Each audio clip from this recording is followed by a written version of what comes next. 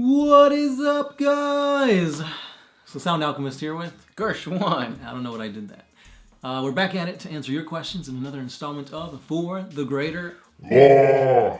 This is a video series where we answer the questions left by you. If you have a question for us about Warhammer 40K or about Shrek, just comment down below. Put question in front of your question because we get to those questions first. And that is what? Cool is Ron, or Cool is Run. Cool is Ron. Cool. He says, this isn't my question, it's George Campos's. Who's that? I guess he liked this question and he wants it to get answered, so he commented it. That's a good way of getting questions read. Yes. Since the Primarchs are essentially the strongest solo combatants in the Imperium, based on their sheer power level, what would be their equivalents for the other armies? Is there a single unit or character amongst the Tau, Eldar, Orcs, etc. that could literally stand toe-to-toe with the Primarch? Well, that's an interesting one. Yeah, it's difficult to say because I feel that most Primarchs suffer from, what is it called? Plot armor. Plot armor, there you go. So, like during the Great Crusade, they fought a bunch of really tough foes, but they defeated all of them because they had to. Right. That's their whole thing. I do feel that God School Mag or Thraka would put up a really good fight against Gilliman. I don't think Gilliman could take God School down in like a hand-to-hand combat, even with the Emperor's sword. Those are my thoughts. That's saying something, because we did a Grimdark battle Really? where Gadschool took on Farsight. And who won? Well, this was back when we didn't base it off the lore. We based it off of your guys' comments. Oh. And I believe Farsight won with 52% of the vote. That's pretty close. Yeah, it was a close one. I think that's the closest battle we've had in the Grimdark battles that we've been doing. Mm-hmm. And yeah, so Farsight barely won by 2%. I can see that because Farsight is like, he's been fighting orcs forever. Right. Gilliman has been fighting orcs, but I don't think it's his main thing. No, he's more concerned about chaos. Yeah, so my choice would be God School. What about you? I would have to say the Eldar Autarchs. I think that's how you pronounce them. Autarchs? Yeah. Because they're supposed to be like the best of the best. They've gone through like their path and they've achieved tranquility. No, but they're like the best. They have a huge following of warriors and like they're just supposed to be really OP guys. So I don't know. I still feel like Plot armor. Yeah.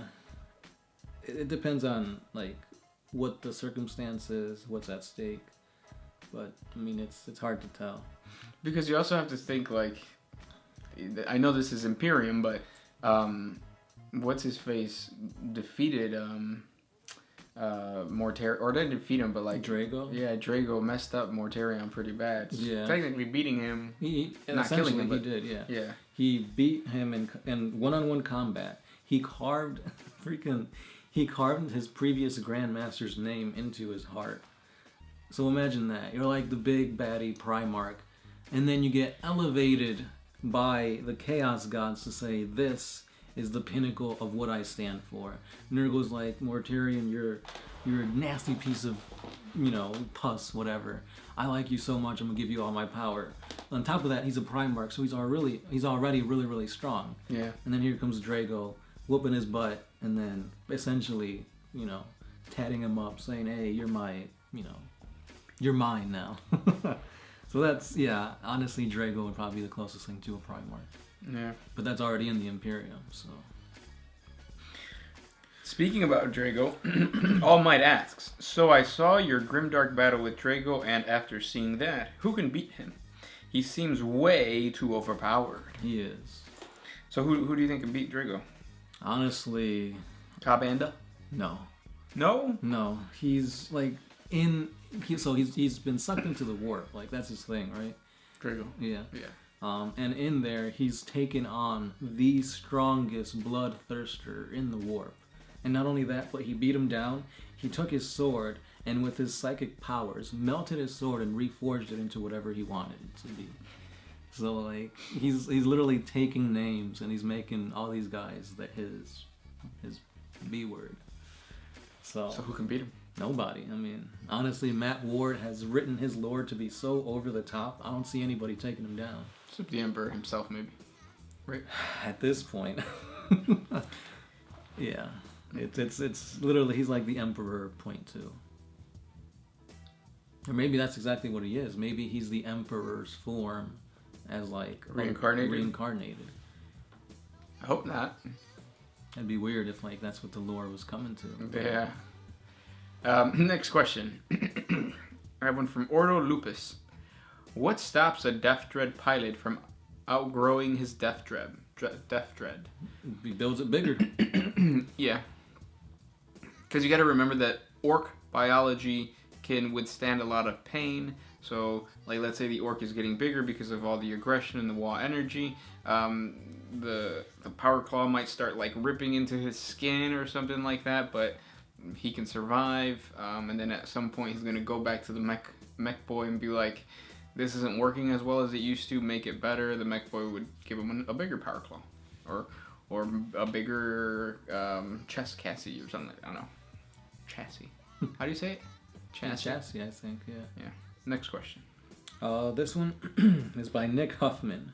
What if Tyranids aren't necessarily drawn to the Astronomicon, but what if it acted like a beacon to the old ones that the Milky Way had developed sufficiently to send in their bioweapon to devour them, and be further empowered by biological forms? Perhaps the old ones were worried that a lesser race was attempting to recreate the webway, thus releasing chaos, and so that's why they sent their bioweapon to cleanse the Milky Way. It's interesting, but based on what we know, it doesn't really fit because the Eldar have always used the webway, and they've opened up new portals. They've closed old ones. Harlequins practically live there. Yeah, so like as far as the old ones being drawn to somebody using the webway, I don't think it would affect anything. Now, what was the other thing? Oh, like it really wouldn't. Because I really do think that the old ones are sending in a biological weapon to destroy everything. I don't think the Astronomicon is telling the old ones anything other than this is a source of a lot of powerful warp energy, just like the Eye. Is it the Eye of Terror? Yeah, the Eye of Terror. So good theory though. Next one. Henrik Nystrom. Why do you never answer my questions? Because you don't ever question anything with substantial goodness. Next question. Now this one's by Xenos Plays. What is the source of perpetual regeneration? Is it unique gene seed or some kind of warp power? So he's talking about the perpetuals. Like what makes the perpetual able to come back to life every time? Molecular bioorganisms that regenerate at a really, really fast rate. So you're saying they're all robots? Basically, they're nanobots. I don't know. Yeah. It's a secret that only the Emperor knows. And it's different with every perpetual. Some of them psychic powers, warp powers. Other people like Farsight. Well, he's not a perpetual though, right? Well, I mean, by the definition, technically he is, because he can't die. He's perpetually living. Or wait, no. Can Farsight die if like somebody shoots him in the head? Because like it doesn't. Because like so, kind of like jellyfish. I guess, yeah. Jellyfish can live forever unless something happens to them, which most of the time it does. Same thing with lobsters. Damn, there's so many. Mole rats. Yep. Name another one. Let's see. It's like this tiny parasite thing. I think it's called like the. The ones. The bear thing or whatever it's called. And they go into space, or you can put them in space and they survive. They live in like volcanoes and stuff. Yeah. That thing. That's a perpetual. That's it. That's all I got. Well, did we answer the question? They haven't really gone that deep into perpetuals, but we'll see if we could find a better answer. They're made up of mole rats. Mole rat skin. Next question comes from Cull Snipper. What is the Legion of the Dam, and why do they not help the Imperium man more? The Imperium of man more. So what are they? They are the Firehawks who got trapped in the warp and got mutated in a certain way where it's not a physical mutation, but it's a mutation that allows them to manipulate the warp themselves, and they can exit the warp and enter the warp. They could even appear in 2 different places at the same damn time. And yeah, I think that they don't help out the Imperium more because they don't really have as much control over this power as people believe. Or they are actually Space Marine saints empowered by the Emperor, and the Emperor sends them only when it's strategically necessary for them to go out. Mm-hmm. One of those 2. Yeah. Now this one has heresy written all over it. Marco Arakovic. So I heard that Abaddon is actually the Empire's best chance for survival, because he actually doesn't hate mankind, he just wants to kill the Emperor and claim the title for himself. So, will Abaddon be able to defeat the Chaos Gods if he triumphs? We already know that he has golden eyes, for he was enlightened and also hurt by the Astronomicon in the past, maybe correlating some influence on the Emperor. Also, you butchered my last name. Sorry. That's probably me, because I usually... Arakovic? Oh. Something like that. Yeah, sorry. So this is a really good question, and it ties back to the original dilemma with the Covenant, The Cabal, and Horus. So if Horus, because essentially he wants to do what Horus was gonna do, and that is to take control of the Imperium, and the Cabal wanted him to do that because if he does that, then there's gonna be a lot of infighting, because the Imperium is not gonna rally around Horus. They're gonna end up killing each other. And the Imperium would fall, and humanity would die. So the same thing would happen if Abaddon took control. Like a civil war, the Imperium would just be fractured, and then die out. No more psychic powers. The Chaos Gods would essentially starve. And then they die. And then they win. So yeah, technically, he would save the Imperium, but the Imperium would be dead. Right. Well, no, he wouldn't save the Imperium. He would kill Chaos. Right. And nobody really cares about killing Chaos if you're already dead.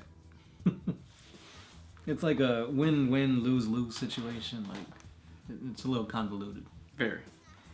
Next question. Last question. You. Oh, let's see. I have one from Michael Barney. Have there ever been any Space Marines from Catachan? No. So Catachan is not a Space Marine recruitment world. It's just the way it is. That's just the way it is. And those are the questions for today. Thank you for sending those questions our way. If you want more questions answered, comment down below. As always, guys, be sure to put question before your question, because we get to those questions first. If you didn't get to those questions, you can always head on over to our Patreon page. A simple $1 gets you access to more For the Greater Wall videos, as well as your question will be answered, because we get to all those questions in our Patreon videos. Always. And it's only $1. You spend more on a brush. Yeah. How much is a brush at GW? Like $5? Like $5, but they're like really like you can like get each individual molecule of paint on there. Thanks for everything, guys. See you tomorrow. Signing out.